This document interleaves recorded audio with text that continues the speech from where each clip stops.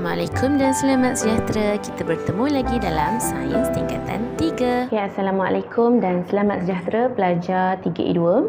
So hari ini kita akan masuk kepada bab baru iaitu elektrik dan kemagnetan. Keelektrikan dan kemagnetan. Okay, 6.1 penjanaan tenaga elektrik. Okay, penjanaan tenaga elektrik. So tengok. Pelbagai sumber tenaga untuk mencana tenaga elektrik. Sumber tenaga. Awak dah belajar di tingkatan 1, tingkatan 2 pun tentang sumber tenaga. Kita ada banyak sumber tenaga. Sumber, apa maksud sumber? Yang memberikan tenaga untuk menggerakkan elektrik. Okay, menggerakkan elektrik. So, penjanaan tenaga elektrik menggunakan pelbagai sumber tenaga. Sumber tenaga yang beza ini boleh dikelaskan kepada dua kumpulan. Okay, so kita tengok sini. So, kita ada sumber tenaga yang diperbaharui, boleh diperbaharui dan tidak boleh diperbaharui.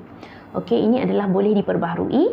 Maksudnya, yang tidak akan habis, yang sentiasa ada sahaja, habis je, dia akan top up balik. Dia akan ada balik.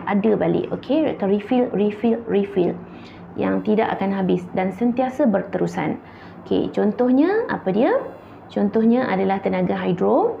Okey, hidro means air. Okey, air sentiasa ada kecuali kiamat lah. Ombak pun sama. Solar, okey, solar, cahaya matahari. Okey, pasang surut, okey, pasang surut samalah. Angin, biogesim, okey, biogesim daripada bahan-bahan terbuang pelepah kelapa sawit dan sebagainya, okey, benda-benda macam tu. Dan geoterma, okey, haba. Okey, geoterma. Okay, so benda-benda ini adalah yang boleh diperbaharui, sentiasa ada, okay, tak pernah habis. Okay, yang tidak boleh diperbaharui, okay, cuba tengok di sebelah kanan, yang akan habis suatu hari nanti. Suatu hari nanti, ingat suatu hari nanti. Okay, contohnya adalah tenaga nuklear. Okay, nuklear, negara kita tak guna nuklear ni. Arang batu, okay, arang batu daripada bahan api fosil, okay, belajar tingkatan 1.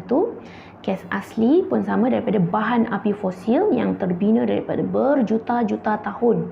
Okay, berjuta-juta tahun yang terbina daripada berjuta-juta tahun. Dan juga petroleum, samalah bahan api fosil. Okay, ini adalah tenaga hidro. Okay, hidroelektrik, pernah dengar empangan hidroelektrik? Okay, so ini adalah empangan hidroelektrik yang mana dia membekalkan sumber tenaga elektrik. Okay, so ini adalah tenaga ombak. Okay, daripada ombak. Okay, tenaga solar. Okay, nampak solar yang mana baru ni Singapura dia menggunakan laut ke apa. Okay, laut dia buat tenaga solar dekat laut dia, letak dekat laut. Hebatnya mereka ya. Okay, tenaga pasang surut. Okay, pasang surut. Okay, adalah tenaga angin. Okay, tenaga angin biasanya orang-orang putih, awak pergi jalan dekat negara-negara orang putih, tengah-tengah jalan ada lah, okay, macam kipas kat tengah jalan tu. Okay, dia menggunakan tenaga angin. Okay, ini adalah tenaga biogesim. Okay, daripada, saya cakap tadi, daripada pelepah kelapa, daripada bahan-bahan yang terbuang. Okay, bahan-bahan terbuang daripada pertanian. Okay, tenaga geoterma. Okay, daripada haba. Okay, tenaga nuklear. Okay, nuklear, alright. Okay, nuklear ni adalah bahan radioaktif daripada uranium. Okay, arang batu. Okay, arang batu di mana biasa arang batu ni? Di Segari. Okay, Jana Kuasa Stesen Azlan Shah. Okay, gas asli. Okay, jana gas asli, bahan api fosil daripada petroleum. Okay, ini adalah stesen Jana Kuasa Hidroelektrik Bakun di Sarawak. Tak ada stesen Jana Kuasa Tengku Jaafar di Negeri Sembilan. Okay, ini adalah stesen Jana Kuasa di Perak ya. Okay, Manjung Perak. Okay, arang batu kita bakar arang batu tu. Alright, ini adalah biogesim TSH bioenergy Sabah kot. Yes, di Sabah betul. Okay, ini adalah stesen Jana Kuasa Hybrid di Pulau Perhentian Terengganu. Dia menggunakan tenaga angin, guna solar dan juga diesel. Okey, so itu adalah gambar rajah yang kamu boleh tengoklah. Itu yang sebenar bukan tipu-tipu. Okey, mari kita tengok macam mana proses penjanaan tenaga elektrik ini berlaku. Okey, tingkatan 2, awak sebenarnya dah belajar tentang elektromagnet. So, harus nak dapatkan tenaga elektrik, okey, kita mesti ada satu elektromagnet. Mesti ada elektromagnet. So macam mana nak dapatkan elektromagnet? Biasanya daripada medan magnet, kutub, tahu kutub, kita ada magnet. Magnet kan ada kutub utara dan juga kutub selatan. Okey, nampak ini magnet. Ada kutub utara dengan kutub selatan.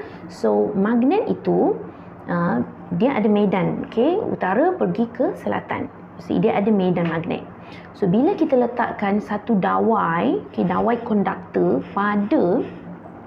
pada magnet ni, okey, nampak dawai konduktor, ni dawai konduktor, dan kita gerakkan dia ada satu aruhan arus, ada arus elektrik yang mengalir sebenarnya. Ada arus elektrik yang mengalir, akan ada satu arus aruhan yang dihasilkan.